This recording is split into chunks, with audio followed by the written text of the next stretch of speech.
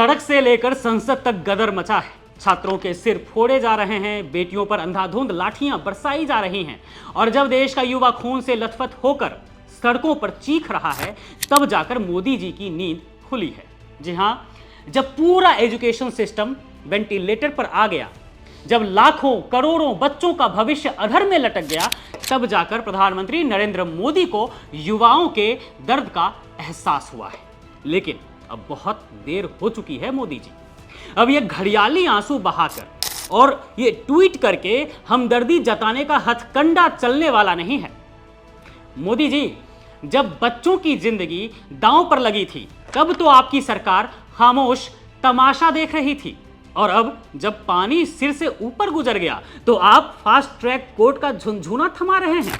दरअसल चारों तरफ से घिरने के बाद अब प्रधानमंत्री नरेंद्र मोदी ने पेपर लीक करने वालों को कड़ी सजा देने का वही पुराना रटा रटाया वादा दोहराया है। लगता है इस बार स्क्रिप्ट रेडी करने में थोड़ा टाइम लग गया है।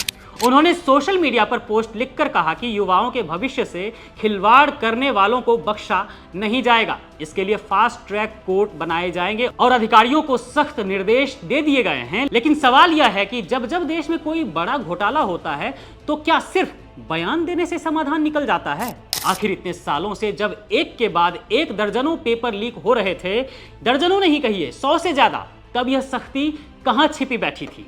अब जब छात्र सड़कों पर उतर आए, जब उन पर पुलिस का कहर टूटा, तब जाकर प्रधानमंत्री नरेंद्र मोदी जी को सख्त कार्रवाई की याद आई है। लेकिन छात्र समझ चुके हैं कि यह सिर्फ गुस्सा शांत करने की एक कोशिश है, क्योंकि जिस सिस्टम ने युवाओं का विश्वास तोड़ा है, उसी सिस्टम के खोखले वादों पर अब कोई भरोसा करने को तैयार नहीं है।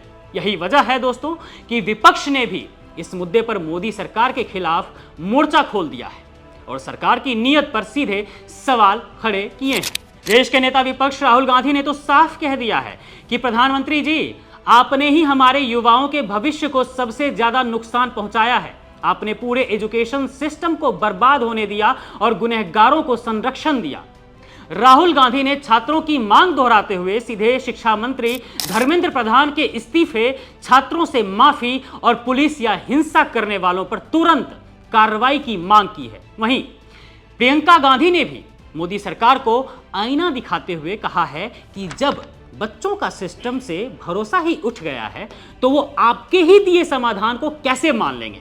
जब छात्र इंडिया गेट और जंतर मंतर पर शांति से हक मांग रहे थे तो उन पर आंसू गैस के गोले और लाठियां क्यों बरसाई गई? जी हां दोस्तों, 22 जुलाई की रात को भी बच्चों को पीटा गया और सुबह उठकर ट्वीट में चिंता जताई जा रही है। अगर वाकई चिंता है तो सबसे पहले शिक्षा मंत्री धर्मेंद्र प्रधान का इस्तीफा लीजिए ना मोदी जी। कांग्रेस नेता जयराम रमेश और सपा सांसद राम गोपाल यादव ने भी तीखा हमला बोलते हुए पूछा है कि आखिर बीजेपी के राज में हुए अनगिनत पेपर लीक के मामलों में अब तक किसे सजा मिली है? सिविल ड्रेस में छात्रों पर लाठियां भाजने वाले वो गुंडे कौन थे? साफ है कि जनता अब जवाब चाहती है और मोदी सरकार का यह लीपापोती वाला रवैया चलने वाला अब नहीं है। देश का युवा अब आर पार के मूड में है। या तो धर्मेंद्र प्रधान का इस्तीफा होगा या फिर देश में प्रदर्शन चलता रहेगा, जैसा कि नजर आ रहा है।